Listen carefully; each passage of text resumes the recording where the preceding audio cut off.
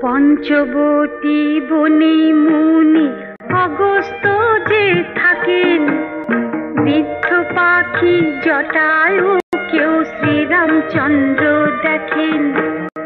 তাঁদের কথায় লতায় পাতায় তৈরি তপবনে, মহাসুখেই থাকেন সীতা শ্রীরাম লক্ষণে।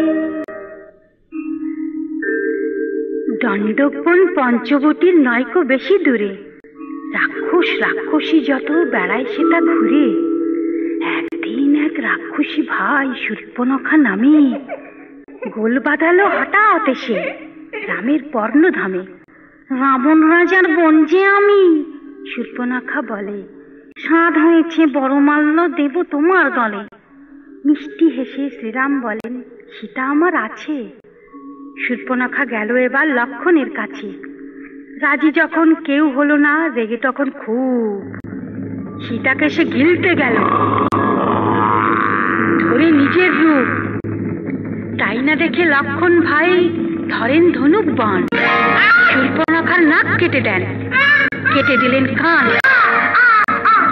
ভীষণ জ্বালায় রাক্ষসীটা পালিয়ে যেন বাঁচে, লঙ্কা গিয়ে বললে কেঁদে ভাই রাবণের কাছে।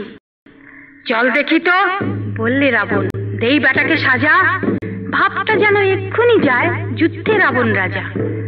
যুদ্ধ আগে নয় কো দাদা, শূর্পণখা বলে, সীতা হরণ করতে হবে ছলে বা কৌশলে।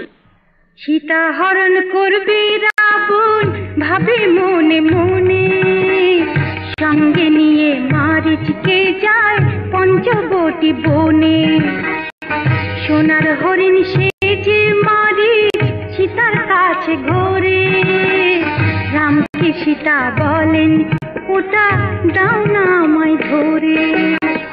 সোনার হরিণ চাই যে সীতার, সোনার হরিণ চাই। লক্ষণকে রেখে শ্রীরাম ধরতে গেলেন তাই।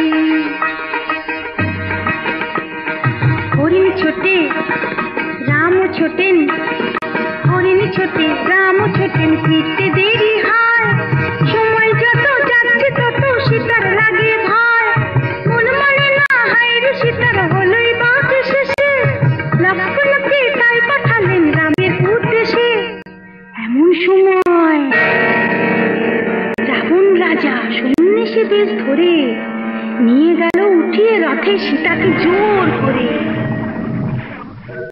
মারীচ মেরে রাম লক্ষণ ফেরেন তপবনে, সীতাকে না দেখতে পেয়ে পাগল তো দুইজনে।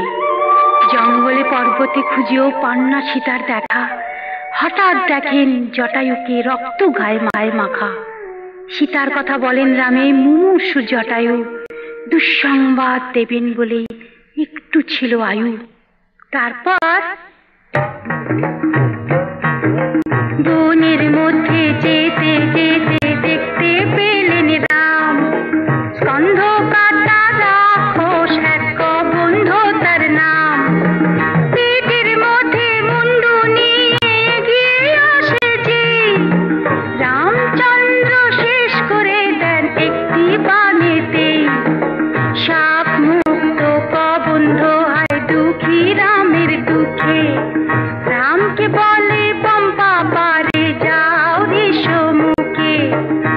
বানর রাজা সুগ্রীবকে করো প্রাণের মিতা, তারই সহায় পেলে তবে পাবে তোমার সীতা।